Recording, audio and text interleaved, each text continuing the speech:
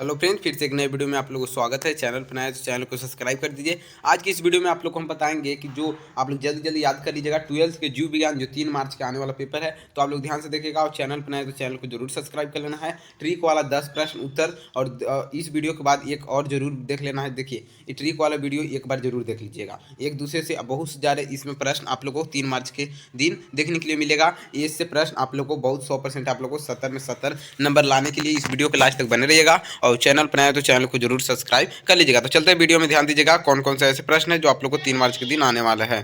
तो वीडियो के लास्ट तक बने रहिएगा और चैनल पर नया है तो चैनल को जरूर सब्सक्राइब कर लीजिएगा। जीव विज्ञान 3 मार्च के पेपर जो जल्दी याद कर लो न तो फिर इससे आप लोग को नंबर भी कट सकता है। तो ध्यान दीजिएगा, वीडियो के लास्ट तक बने रहिएगा। कौन कौन से ऐसे प्रश्न है जो आप लोग को 3 मार्च के दिन आने वाला है। तो चलिए वीडियो को मैं बिना देर किया स्टार्ट करते हैं। कौन कौन से ऐसे प्रश्न है आप लोग यहाँ पर लघु और दीर्घ उत्तरीय प्रश्न बताया जाएगा। तो चलते हैं पहला नंबर प्रश्न की ओर। अब आप लोग को हम यहाँ पर बताएंगे कौन कौन से प्रश्न है जो आप लोग को आने वाला है। तो ध्यान दीजिएगा, चलते हैं पहला नंबर प्रश्न की ओर। तो यहाँ पर ध्यान दीजिएगा, देखिए पहला नंबर क्वेश्चन क्या कहता है कि समभोजिता एवं संक्षिप्त टिप्पणी लिखने के लिए आता है समभोजिता पर। तो कैसे लिखिएगा, दो जीवों के बीच होने वाली ऐसी पारंपरिक क्रिया जिसमें एक जीव तो लाभ होता है लेकिन दूसरे जीव को न लाभ होता है न ही हानि होता है, ऐसे संबंध को स्वभोजिता कहते हैं। ऐसे संबंध को क्या कहते हैं, स्वभोजिता। तो ये आप लोग को पहला नंबर प्रश्न जो था जो आप लोग को बार बार आते रहते हैं। तो 3 मार्च के दिन ये 100% आप लोग को दिखने के लिए मिलेगा बोर्ड एग्जाम में। तो ध्यान देना है, स्वभोजिता पर संक्षेप टिप्पणी लिखने के लिए आएगा तो ऐसे लिखना है, दो जीवों के बीच होने वाली ऐसी पारंपरिक क्रिया जिसमें एक जीव तो लाभ होता है लेकिन दूसरे जीव को लाभ नहीं होता है या नहीं होता है, हानि भी नहीं होता है, तो ऐसे संबंध को क्या कहते हैं, समभोजिता कहते हैं। चलिए आगे दूसरा नंबर सवाल की ओर चलते हैं। आप लोग ध्यान देना है, वीडियो के लास्ट तक बने रहना है। चैनल पर नया है तो चैनल को सब्सक्राइब कर लेना। चलिए तो यहाँ पर दूसरा नंबर सवाल देखिए, ध्यान दीजिएगा कि पीसीआर का संक्षिप्त टिप्पणी लिखने के लिए आएगा।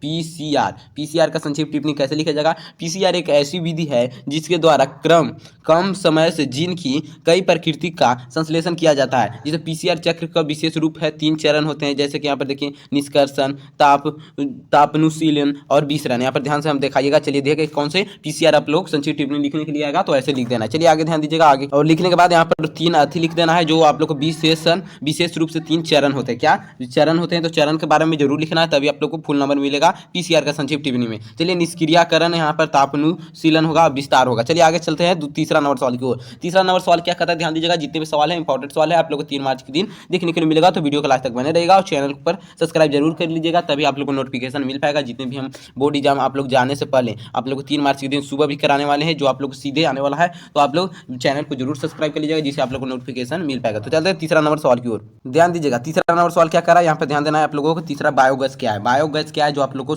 बहुत बार सवाल पूछ दिया है, बायोगैस क्या है। तो लिखना है कि बायोगैस विभिन्न गैसों का मिश्रण है जिसमें सर्वाधिक मात्रा में मीथेन 50 से 70% की होती है। यह ऊर्जा एक प्रमुख स्रोत से, इसी कारण ही इसे गोबर गैस भी कहा जाता है। तो यहाँ चौथा नंबर क्वेश्चन अब आप लोग को ध्यान देना है। चौथा नंबर क्वेश्चन क्या कर रहा है, बीटी फसल क्या है। बीटी फसल क्या है तो कैसे लिखना है, जो आप लोग को बार बार सवाल आता है कि बीटी फसल क्या है। तो ध्यान दीजिएगा, जो प्रौद्योगिकी द्वारा तैयार की गई ऐसी फसल जिसमें बैसिलस यूरेजिनियस नामक जीवाणु का उपयोग किया जाता है, इसे ही बीटी फसल कहते हैं। इसे क्या कहते हैं, बीटी फसल कहते हैं। चलते हैं 5वां नंबर सवाल की ओर। 5वां नंबर सवाल क्या कहता है, ध्यान दीजिएगा, यहाँ पर 5 नंबर सवाल की ओर चल रहे हैं। देखिए आप लोग को 5 नंबर सवाल क्या कर रहा है, ध्यान देना है आप लोगों को।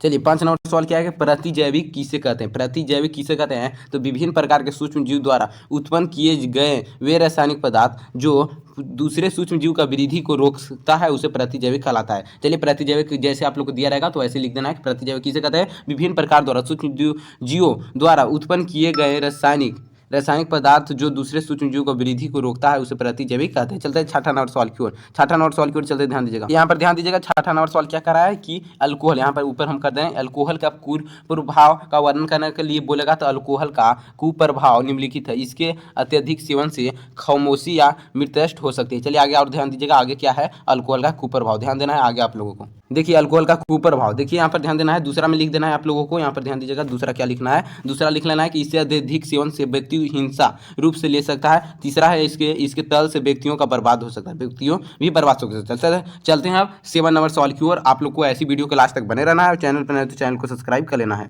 चलिए यहाँ पर 7 नंबर सवाल क्या कर रहा है कि अपरा क्या है। अपरा क्या हुआ, अंग जिसके द्वारा गर्भाशय में स्थित भ्रूण के शरीर में माता के रक्त को पोषण पहुंचाता रहता है, उसे भ्रूण वृद्धि करता है, उस अंग को अपरा कहते हैं। उस अंग को क्या कहते हैं, अपरा। जो आप लोग को बार बार ये सवाल आता है तो आप लोग को 3 मार्च के दिन ये सवाल 100% गारंटी है आप लोग को दिखने के लिए मिलेगा पेपर में, तो आप लोग इस प्रकार से बना लीजिएगा। चलते हैं 8 नंबर सवाल की ओर। 8 नंबर सवाल क्या कर रहा है, 8 नंबर सवाल क्या है कि बहुभुज किसे कहते हैं। तो इसे आप लोग कैसे लिखिएगा ध्यान दीजिएगा, जो आप लोग को एक भी नंबर नहीं कटेगा। ध्यान दीजिएगा, जब किसी एक बीज से एक से अधिक भ्रूण विकसित हो जाता है, इसे ही प्रक्रिया को बहुभ्रूण कहते हैं। तो इस प्रकार से आप लोग लिख लीजिएगा। बहुभ्रूण आप लोग को लिखने के लिए आएगा तो इस प्रकार से लिख लेना है। चलते हैं 9 नंबर सवाल की ओर। 9 नंबर सवाल क्या कर 9 नंबर सवाल है, यहाँ पर ध्यान देना है कि आभासी क्या है, आभासी फल किसे कहते हैं। तो फल का विकास अंडाशय से न होकर पुष्प के किसी अन्य भाग से होता है, उसे ही आभासी फल कहते हैं। तो 9 का करेक्ट आंसर इस प्रकार से आप लोग लिख लीजिएगा। आभासी फल आप लोग को पूछता है, तो आप लोग को हर एक साल पूछता है, तो इन साल भी 3 मार्च के दिन आने वाला है। तो आभासी फल के किसे कहते हैं, तो इस प्रकार से लिख लेना है कि आभासी फल किसे कहते हैं।